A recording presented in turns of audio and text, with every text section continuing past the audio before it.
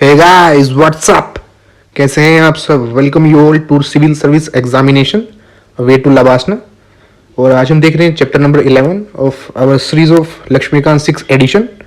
तो जो चैप्टर 11 है that is basic structure of the constitution. बाकी ऑलरेडी 10 चैप्टर इसमें अपलोड हो चुके हैं, तो हमारा ये 11 चैप्टर है। तो इससे ही हमारा जो पार्ट फर्स्ट है ऑफ द लक्ष्मीकांत 6 एडिशन वो कंप्लीट हो जाएगा। टोटल 25 चैप्टर्स हमारे ये अपलोड होकर कंप्लीट हो जाएंगे। तो आपकी ये जिम्मेदारी बनती है कि आप इसको रिवाइज करें ताकि आप साथ साथ कमेंट में डाउट पूछ सकें। और जब हम इसकी सेकंड रीडिंग करेंगे अपने डिफरेंट चैनल पे, तो आप वहाँ पे जो आपको अगर कुछ भी डीप कॉन्सेप्ट में डाउट आ रहा है, बिकॉज जब आप इसकी अभी हमारे साथ रीडिंग लगाएंगे तो आपका 40 to 50% काम हो जाएगा। बिकॉज इसमें जो प्रोपोर्शन में होंगे चैप्टर जैसे parliament, fundamental rights, centre state, तो ये समझने में आपको टाइम लगेगा। और सिटीजनशिप, बाकी चैप्टर्स आप पहले ही रीडिंग में ही समझ जाएंगे। तो चलिए स्टार्ट करते हैं basic structure of the constitution. तो फर्स्ट है इमरजेंस ऑफ द कॉन्स्टिट्यूशन। तो क्वेश्चन वेदर जो फंडामेंटल राइट्स है वो पार्लियामेंट अमेंड कर सकती है आर्टिकल 368 के अंदर या नहीं, वो सुप्रीम कोर्ट के सामने आता है 1 साल के अंदर ही, जब हमारा कॉन्स्टिट्यूशन कमेंसमेंट हो जाता है। मीन्स 1950 में ये कमेंसमेंट हुआ था, तो एक साल बाद दैट इज 1951 में सुप्रीम कोर्ट के सामने आता है। तो आपको ये रटने में जरूरत नहीं पड़ेगी डेट। जो हमारे शंकरी प्रसाद केस है 1951 का, जैसे ऊपर आपको ऑलरेडी बता दिया गया है कि 1 साल बाद। तो जो कॉन्स्टिट्यूशनल वैलिडिटी है फर्स्ट फंडामेंटल राइट की, इसने राइट टू प्रॉपर्टी कर्टेल किया था, वो चैलेंज की गई। सुप्रीम कोर्ट ने यहाँ पे जो इंपॉर्टेंट इसमें है वो हाईलाइट किया गया है कि जैसे डिफरेंट केसेस हैं, जैसे यहाँ पे ब्लू ये यूज़ किया, फिर ब्लैक, फिर येलो, फिर ग्रीन यूज़ किया। तो ये डिफरेंट केसेस हैं। तो आपको ये जो हमारे टेलीग्राम चैनल @tips4IAS वहाँ पे मिल जाएगा इसका PDF।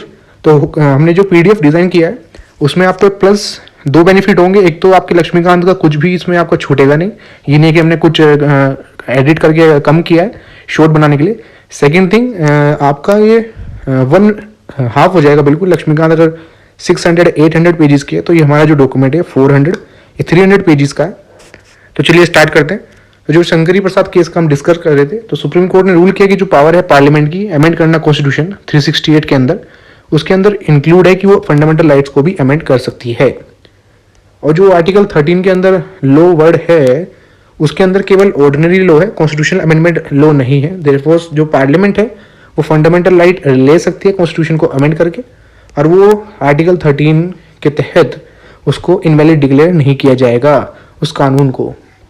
लेकिन गोलकनाथ केस जो होता है 1967 का, सुप्रीम कोर्ट जो अपना अर्लियर डिसीजन होता है उसको रिवाइज कर देता है और कहता है कि जो कॉन्स्टिट्यूशन वैलिडिटी है 7th कॉन्स्टिट्यूशन अमेंडमेंट की, जिसने कि कुछ जो एक्ट्स हैं उन्हें 9th शेड्यूल में डाल दिया था, उससे कर्टेल किया गया। तो ये हम अपना जुडिशियल रिव्यू चैप्टर में वहाँ पे at the end 9th schedule explain किया गया, वहाँ पे हम इसको समझेंगे। तो 9th शेड्यूल में बेसिकली जो भी एक्ट डाल दिए जाते थे वो जुडिशियल रिव्यू से बाहर हो जाते थे। लेकिन आपको ब्रीफ में मैं एक्सप्लेन कर रहा हूँ। लेटर ऑन एक कॉन्सेप्ट डाला गया कि अगर जुडिशियल रिव्यू से जब वो बच जाएगा, अगर वो फंडामेंटल राइट प्लस चेक कर जाएगा, उसके बाद बेसिक स्ट्रक्चर दोनों को चेक किया जाता है कि fundamental right plus basic structure ये डुअल टेस्ट है। अगर दोनों को वोलेट नहीं करता देन इट्स ओके, अदरवाइज वो इनवैलिड डिक्लेयर कर दिया जाएगा। ये हमने यहाँ पे डिस्कस किया है। पहला हमें आपको माइंड क्लियर रखना है कि फर्स्ट हमने शंकरी जो प्रसाद केस है डेट इज 1951 का वो डिक्लेयर मतलब डिस्कस किया है। फिर हम गोलकनाथ केस डिस्कस करें 1967 का। सुप्रीम कोर्ट ने रूल किया कि जो फंडामेंटल राइट है वो इमिटेबल पोजीशन एंजॉय करते हैं, मींस परमानेंट है, हैंस जो पार्लियामेंट है उनको ले नहीं सकती। और जो कॉन्स्टिट्यूशन अमेंडमेंट एक्ट है वो आर्टिकल 13 की डेफिनेशन के अंदर आता है, हैंस ये इनवैलिड डिक्लेयर होगा आर्टिकल 13 के अकॉर्डिंग। बिकॉज आर्टिकल 13 की डेफिनेशन ही क्या कहती है कि law inconsistent with any of the fundamental rights are declared null and void, कि अगर कोई सी भी लॉ फंडामेंटल राइट्स को वोलेट करता है, उससे इनकंसिस्टेंट होता है, तो वो इनवैलिड डिक्लेयर कर दिया जाएगा। ये हमारे आर्टिकल 13 बोलता है। तो अभी पार्लियामेंट ने इस पर रिएक्ट करता है सुप्रीम कोर्ट की जो जजमेंट था गोलकनाथ केस का, by enacting 24th constitution amendment act. और ये एक्ट अमेंड करता है आर्टिकल 13 को भी और 368 को भी। ये डिक्लेयर करता है कि पार्लियामेंट के पास पावर है कि वो ले सकती है कोई भी फंडामेंटल राइट आर्टिकल 368 की पावर को यूज करते हुए, और उस एक्ट को आर्टिकल 13 के अंदर जो वर्ड लॉ है उसके अंदर नहीं लिया जाएगा। तो आप उसको जैसे ही वीडियो को एक बार और सुनेंगे तो आपको मैं यहाँ तक पूरा रिवाइज करा देता हूँ कि फर्स्ट हमने पढ़ा शंकरी प्रसाद केस तो जो शंकरी प्रसाद केस में हमने पढ़ा है कि सुप्रीम कोर्ट ने कहा था कि पार्लियामेंट ले सकती है फंडामेंटल राइट को आर्टिकल 368 के अंदर, सिंपल बात याद रखेंगे आप। सेकंड थिंग, जो आर्टिकल 13 के अंदर केवल ऑर्डिनरी लॉ बोला इसने, कॉन्स्टिट्यूशनल अमेंडमेंट नहीं बोला, दैट्स वाई इसको फंडामेंटल राइट्स को पार्लियामेंट ले सकती है, चेंज कर सकती है by enacting constitution amendment act. तो दो चीजें याद रखनी है पहले आपको। फर्स्ट इसमें क्या बताया था कि पार्लियामेंट ले सकती है, सेकंड 13 के अंदर केवल ऑर्डिनरी लॉ है, कॉन्स्टिट्यूशन अमेंडमेंट जो एक्ट्स होते हैं ये लॉ हैं, ये नहीं आते। नेक्स्ट गोलकनाथ केस आता है, इसने जो 1951 का डिसीजन था उसको रिवर्स कर दिया। अब रिवर्स क्या किया, पहले इसने बोला कि सुप्रीम कोर्ट ने बोला कि जो फंडामेंटल राइट है वो परमानेंट है, इसलिए पार्लियामेंट इनको ले नहीं सकती। सेकंड थिंग, जो आर्टिकल 13 की डेफिनेशन में शंकरी प्रसाद ऊपर जो हमने पढ़ा था केवल ऑर्डिनरी लॉ बोला था, लेकिन इसने बोल दिया कि कॉन्स्टिट्यूशन अमेंडमेंट आर्टिकल 13 के अंदर ही आता है, लेकिन पार्लियामेंट इसको रिएक्ट करती है। थर्ड केस हमारा ये 24th कॉन्स्टिट्यूशन अमेंडमेंट एक्ट आता है, ये आर्टिकल 13 और 368 दोनों को चेंज करता है और कहता है कि पार्लियामेंट के पास पावर है कि वो फंडामेंटल राइट कोई भी ले सकती है और आर्टिकल 13 के अंदर यह कॉन्स्टिट्यूशन अमेंडमेंट नहीं आता। अब होता क्या है, Kesavananda Bharati case very important case 1973 का आता है। सुप्रीम कोर्ट उसमें जो अपना पूरा ये पुराना जजमेंट है गोलकनाथ केस का, इसको ओवररूल कर देता है और ये अपहेल्ड करता है वैलिडिटी 24th जो कॉन्स्टिट्यूशन अमेंडमेंट है उसको सही ठहराता है, लेकिन इसमें एक और कॉन्सेप्ट ऐड कर देता है, that is doctrine of basic structure. अब कहता क्या है कोर्ट, ये रूल करता है कि जो पार्लियामेंट की पावर है 368 के अंदर, वो उसे अनेबल तो करती है कि फंडामेंटल राइट ले सकता है, लेकिन उसी हद तक कि वो उसके बेसिक स्ट्रक्चर को चेंज ना करे, उसको बेसिक स्ट्रक्चर को ऑल्टर ना करे हमारे कॉन्स्टिट्यूशन के अंदर। इसका मतलब जो ऑलरेडी आपको एक्सप्लेन किया है मैंने। अब इंपॉर्टेंट क्या है कि जो हमारा बेसिक स्ट्रक्चर का कॉन्सेप्ट है ये हमारे कॉन्स्टिट्यूशन के अंदर मेंशन नहीं है, ये हमारे जो सुप्रीम कोर्ट है उसने डिफरेंट जो जजमेंट है उसके अकॉर्डिंग बताया है।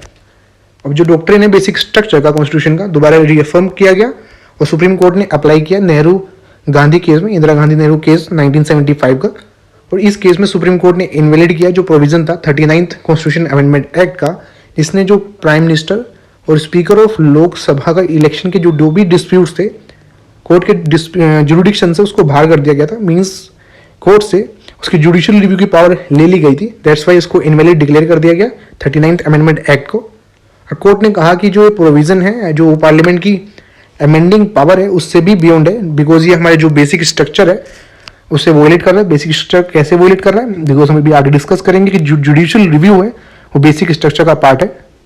अगेन जो पार्लियामेंट है रिएक्ट करता है जो जुडिशरी ने इनोवेट किया है डॉक्ट्रिन, क्या डॉक्ट्रिन इनोवेट किया इन्होंने बेसिक स्ट्रक्चर का। पार्लियामेंट क्या करती है 42nd अमेंडमेंट एक्ट लाती है और ये एक्ट अमेंड करता है दोबारा आर्टिकल 368 को, वो डिक्लेयर करता है कि कोई भी लिमिटेशन नहीं है कॉन्स्टिट्यूएंट पावर पार्लियामेंट की और कोई भी अमेंडमेंट क्वेश्चन नहीं किया जाए कोर्ट में किस ग्राउंड में कि वो फंडामेंटल राइट को वोलेट कर रहा है। लेकिन कोर्ट ने एक डिसीजन दे दिया, कोर्ट तो कोर्ट है। सुप्रीम कोर्ट ने मिनरवा मिल केस में कहा है कि ये प्रोविजन इनवैलिड है बिकॉज उसने जुडिशियल रिव्यू जो ऑलरेडी आपको ऊपर एक्सप्लेन किया है मैंने उसको वोलेट किया है जो हमारे बेसिक स्ट्रक्चर का पार्ट है। अब जुडिशियल रिव्यू जो है हम इस चैप्टर में पढ़ेंगे कि ये पावर होती है कोर्ट के पास to check the legislature and the executive actions कि वो कंप्लाई कर रहे हैं एज पर द कॉन्स्टिट्यूशन या नॉट। डिटेल में इसके चैप्टर में पढ़ेंगे। अब जो डॉक्ट्रिन है जो बेसिक स्ट्रक्चर का उसको अप्लाई करते हुए विद रिस्पेक्ट टू आर्टिकल 368 जो अमेंडमेंट है कॉन्स्टिट्यूशन का, जो कॉन्स्टिट्यूशन है वो कंफर्म करता है लिमिटेड पावर पार्लियामेंट के ऊपर और जो पार्लियामेंट है एक्सरसाइज नहीं करती लिमिटेड पावर एंड लार्ज। इसमें बेसिकली इतना लिखा हुआ है कि जो आर्टिकल 368 के अंदर पार्लियामेंट के पास पावर है कि वो कॉन्स्टिट्यूशन को अमेंडमेंट कर सकती है, लेकिन इस लिमिटेड पावर को यूज करते हुए वो अपनी पावर अनलिमिटेड नहीं कर सकती, एब्सोल्यूट पावर नहीं कर सकती। जो लिमिटेड अमेंडिंग पावर है is one of the basic feature है हमारे कॉन्स्टिट्यूशन का, देयरफॉर जो लिमिटेशन है पावर पे वो भी डिस्ट्रॉय नहीं की जा सकती, is as simple as it is. दूसरे वर्ड में कहें कि पार्लियामेंट है आर्टिकल 368 को यूज करते हुए अपनी अमेंडिंग पावर बढ़ा नहीं सकता so as to acquire itself right to repeal और एब्रोगेट द कॉन्स्टिट्यूशन और डिस्ट्रॉय इट्स बेसिक फीचर। कि आर्टिकल 368 को यूज करते हुए जो उसकी लिमिटिंग पावर है, लिमिटेड पावर है जो कि बेसिक फीचर है हमारे कॉन्स्टिट्यूशन का, उसको यूज करते हुए अपनी पावर इतनी नहीं बढ़ा सकता कि वो कॉन्स्टिट्यूशन का जो बेसिक फीचर है उसको ही डिस्ट्रॉय कर दे। यही बात नेक्स्ट लाइन में भी लिखी हुई है। अगेन जो वमन राव केस होता है 1981 का, सुप्रीम कोर्ट दोबारा जो डॉक्ट्रिन ऑफ बेसिक स्ट्रक्चर को सराहना देता है, फर्दर क्लैरिफाई करता है कि ये अप्लाई होगा कॉन्स्टिट्यूशन अमेंडमेंट में जो कि इनेक्ट होंगे आफ्टर 24 अप्रैल 1973। यही डेट है जो केशवानंद भारती केस जुरिडिक्शन में। तो आपको यहाँ तक सारे केस क्रिस्टल क्लियर हो जाने चाहिए, पूरी क्रोनोलॉजी जो स्टार्टिंग फ्रॉम 1951 जो शंकर प्रसाद केस था, उसमें आपको दो चीज़ें बस जो आपको बताएगी थी वो पता होनी चाहिए कि जो पार्लियामेंट है वो कोई भी फंडामेंटल राइट ले सकती है, और जो आर्टिकल 13 की डेफिनेशन है उसके अंदर केवल ऑर्डिनरी लॉ आते हैं, कॉन्स्टिट्यूशन अमेंडमेंट एक्ट नहीं आता।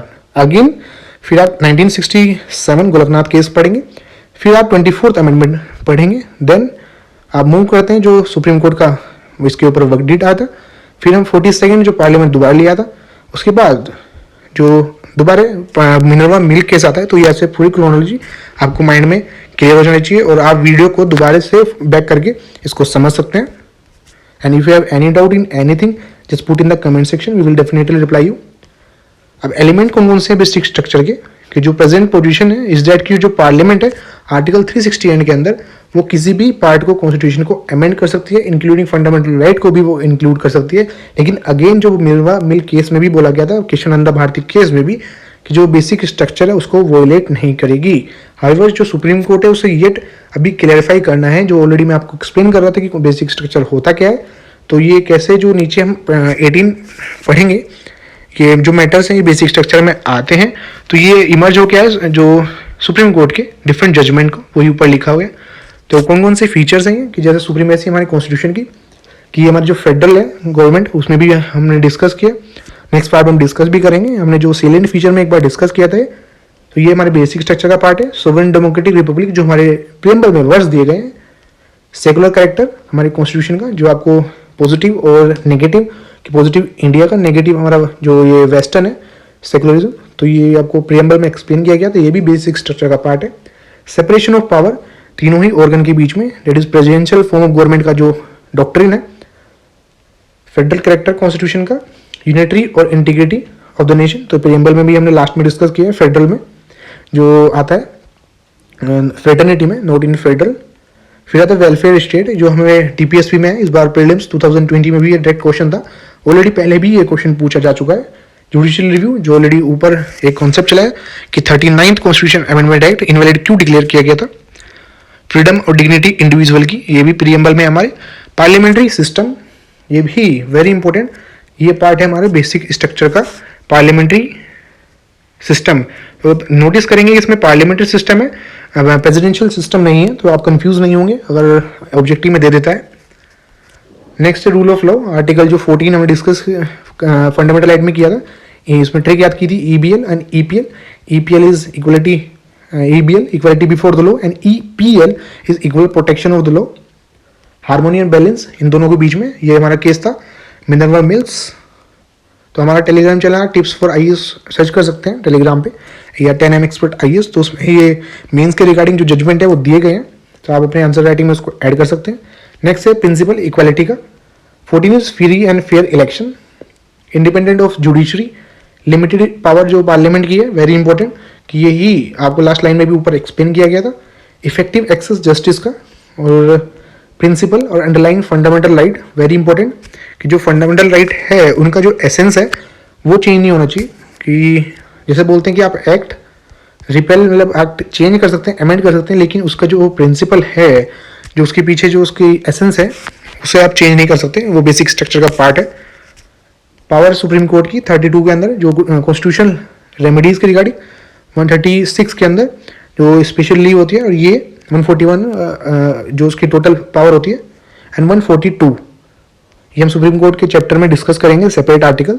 अब हाई कोर्ट में भी है 226 एंड 227, फर्स्ट यही कि कॉन्स्टिट्यूशन अमेंडमेंट, और 227 कि उसका आई थिंक टेरिटोरियल जुरिडिक्शन वो इसके अंदर आता है। तो ये आपको पूरा टिप पे होना चाहिए। तो ये गाइस हमारा चैप्टर यहीं कंप्लीट होता है। तो ये 20 मैटर्स हैं, और उसके लास्ट 2 बहुत इंपॉर्टेंट है, प्लस आपको ऊपर सारा एक्सप्लेन कर दिया गया जो जितने भी मैटर्स थे, एलिमेंट ऑफ द कॉन्स्टिट्यूशन, और ये पूरी ही क्रोनोलॉजी आपको पूरी ही क्लियर हो जानी चाहिए। केशवानंद भारती और ये जितना भी शंकर प्रसाद से आपको स्टार्ट किया गया था, And if you have any doubt in anything, just put in the comment section. And if you really like the video, just hit the like button and subscribe to our channel. मिलते हैं next video में. Till then keep studying. Thank you.